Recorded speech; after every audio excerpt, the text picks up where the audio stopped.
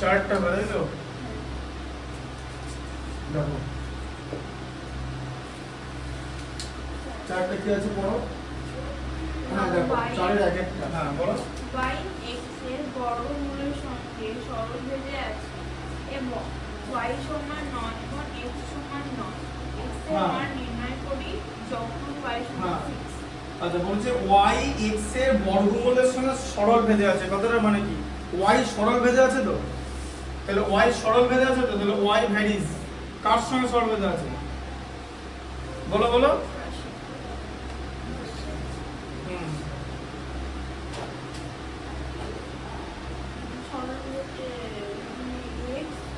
y x এর বর্গমূলের আচ্ছা x এর বর্গমূল কি হবে সেটা জিজ্ঞেস করছি বলো x এর বর্গমূল x স্কয়ার বর্গমূল বর্গ মানে x স্কয়ার বর্গমূল কি হবে রুট ওভার x 6 এর বর্গমূল কত রুট ওভার 6 তাই তো অমূলদ সংখ্যা জানো তো এই মূলদ সংখ্যা অমূলদ সংখ্যা চ্যাপ্টারটা ভালো করে করেছিলে ক্লাস 9 এ ভালো করে পড়া মানে জানো মানেটা কি মানে এখন যদি জিজ্ঞেস করে তাহলে পড়া এটা কি বলো যে ভালো না তো তোমাকে যখন একটু জিজ্ঞেস করো না যেটা ভালো করে করেছিলে এর মানে হচ্ছে যে তোমাকে এখন যদি জিজ্ঞেস করে তাহলে তুমি সেটা বলতে পারো কেন জিজ্ঞেস করাবে তার কারণে 9 আছে ঠিক আছে এবার একটা 10 স্টুডেন্ট 9 এর ম্যাথস পড়া উচিত ইন দা সেন্স কারণ হচ্ছে এই মূলদ সংখ্যা অমূলদ সংখ্যা এগুলো বুঝতে হবে ঠিক আছে তারপরে কোনটা টার্মিনেটিং ডেসিমেল মানে ভাগটা শেষ হয়ে যাবে আর কোনটা নন টার্মিনেটিং ডেসিমেল মানে যেখানে ভাগ শেষ থাকবে মানে ভাগ শেষ হবে না এবং দশমিক চলতেই থাকবে ঠিক আছে আবার ওই দশমিক যদি কিছুক্ষণ পর রিপিট নেয় তাহলে সেটা হয়ে যাবে মানে নন টার্মিনেটিং এন্ড রিপিটিং মানে দশমিক রিপিট করছে যেরকম আবৃত্ত দশমিক হয় ঠিক আছে বুঝতে পারলে তাই এগুলো তো সব অমূলদ সংখ্যা মূলদ সংখ্যা অমূলদ সংখ্যা এগুলো সব কিন্তু বাস্তব সংখ্যার মধ্যে পড়ছে বাস্তব রাশি মানে কি রিয়েল নাম্বার ঠিক আছে তো এই জিনিসগুলো ভালো করে জানতে হবে তাহলে y কার সঙ্গে আছে x এর বর্গ মানে রুট ওভার x এর সঙ্গে আছে তাই তো আচ্ছা এবার এখানে তাহলে কি হবে y equal to root over সরল ভেদে আছে বলেছো তো আচ্ছা কে তাহলে এখানে হচ্ছে কনস্ট্যান্ট ঠিক আছে আচ্ছা এরকম আছে ঠিক আছে এবার বলো কি আছে y এর মান কি আছে y equal to 9 x equal to 9 আছে তাই তো ব্যাস বসিয়ে দাও y ইকুয়াল টু 9 আর x equal to 9 equal to k ঠিক আছে তাহলে কি হলো 9 ইকুয়াল টু 3k তাই তো হ্যাঁ বা 3k ইকুয়াল টু 9 তাই তো তাহলে k ইকুয়াল টু কত 9/3 মানে হচ্ছে 3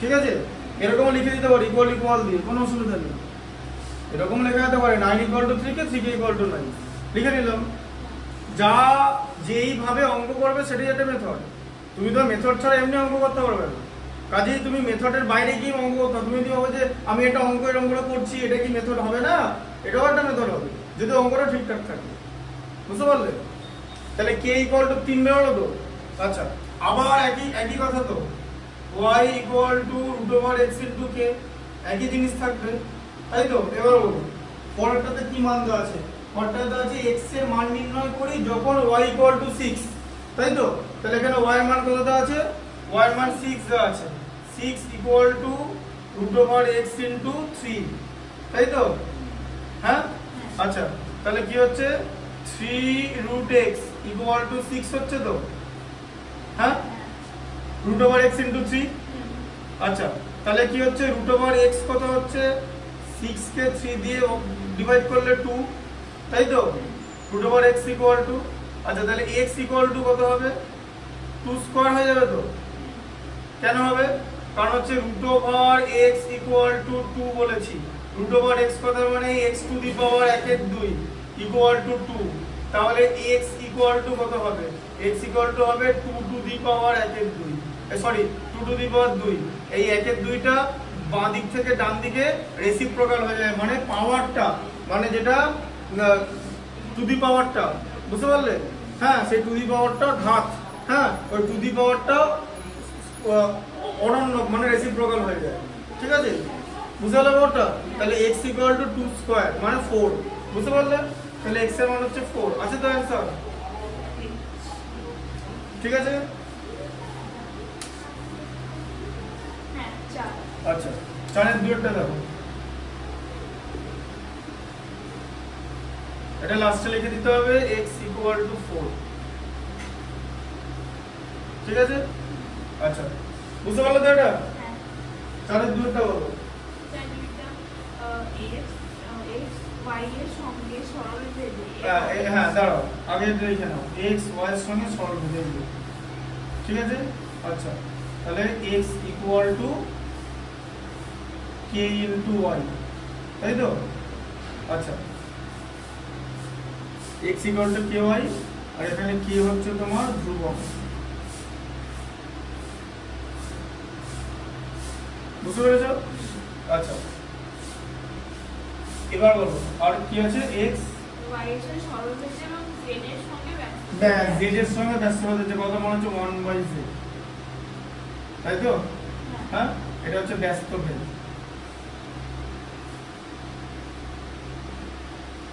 যে আমরা কি করি জানো তো, সরল দুরকম সম্পর্ককে একসঙ্গে মেলাতে হবে, জানো? দুটো সম্পর্ককে মেলাতে হবে, মানে x ভ্যারিজেস y আর x ভ্যারিজেস 1/z গুণ করে দাও। কিভাবে বলো তো? x ভ্যারিজ y/z, এটা দেখো y টা উপরে আছে, y টা উপরে আছে না? y টা উপরে আছে তো? হ্যাঁ y এটা কিন্তু x * x x স্কয়ার হয়ে যাবে না, ঠিক আছে? x টাই থাকবে, কিন্তু y আর z, y আর 1/z টা গুণ হবে। y * 1/z কত? y/z হয় না? y * 1/z এই যে y * 1/z কি হয়? এটা তো y/z ই হয়, তাই তো? এবার বুঝলে? আচ্ছা এবার হচ্ছে k হচ্ছে ধ্রুবক, k হচ্ছে কনস্ট্যান্ট। আচ্ছা তাহলে কি হয়ে যাবে?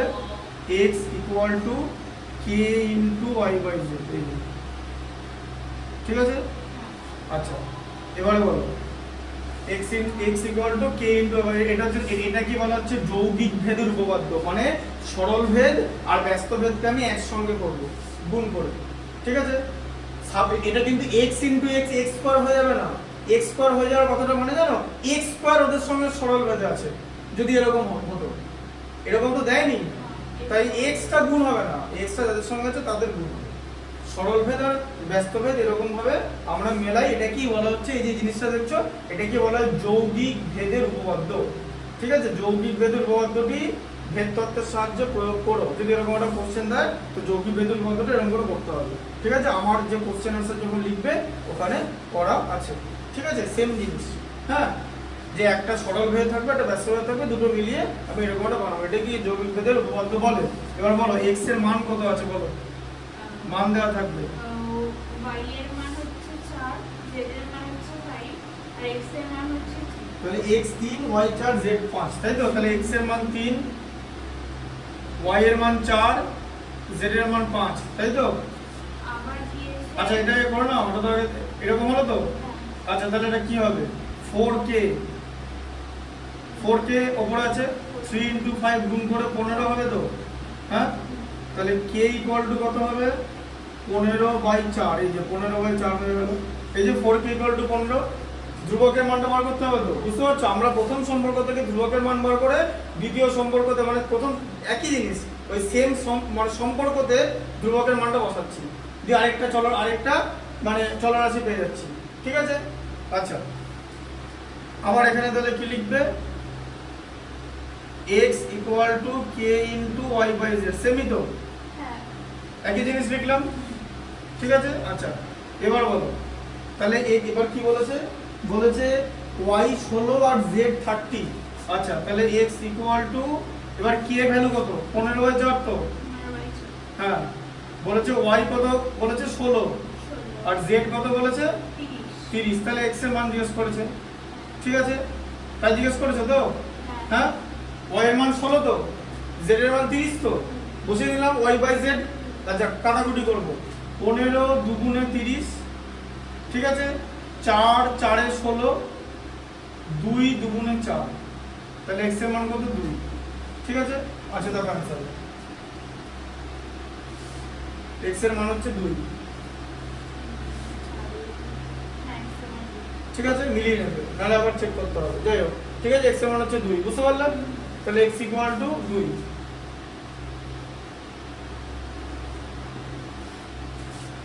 পরের 3 এরটা দেখো,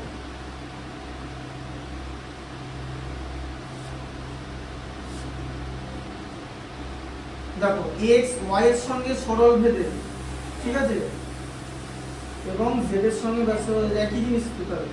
তাহলে এক্স ওয়াই এর সঙ্গে সরল ভেদে আছে, x varies as y, x varies z এর সঙ্গে ব্যস্ত ভেদে আছে, তাই তো? হ্যাঁ, সেখান থেকে তাহলে কি লিখবো? X varies y by z, তাই তো? সেখান থেকে কি লিখবো?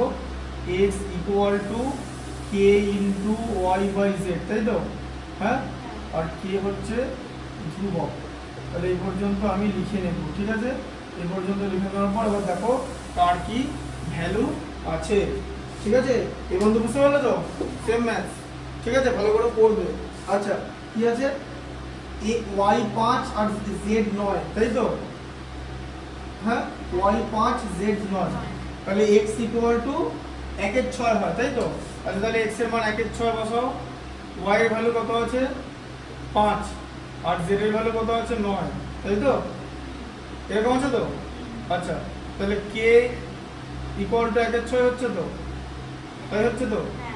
আচ্ছা, তাহলে এবার এখানটা দেখো, 5k বাই 9 ইকুয়াল টু 1 এর 6, তাই তো? হ্যাঁ, তাহলে কে ইকুয়াল টু কত হবে? 1 এর 6 ইন্টু 9 এর 5 হবে তো? এই যে 5 এর 9টা, এই যে 5 এর 9টা গুণ হয়ে গেল 9 এর 5, কে ইনটু আছে, শুধু কে এর ভ্যালু বার করব তো? তাহলে ওটা লেফট সাইড রাইট সাইডে চলে যাবে তো? রেসিপ্রোকাল হয় 5 এর 9টা, 5 এর 9টা রেসিপ্রোকাল হলে 9 এর 5 হবে, তাই তো? আচ্ছা, 3 দিয়ে ডিভাইড করলে 2, 3 দিয়ে ডিভাইড করলে 3, তাহলে কত হলো? কে এর মান 3 এর 10 হলো তো? 5 দুগুণে 10, 3 এর 10, তাই তো? কে ধ্রুবক তো? ব্যাস, আবার লেখো x equal to k into y by z, ঠিক আছে?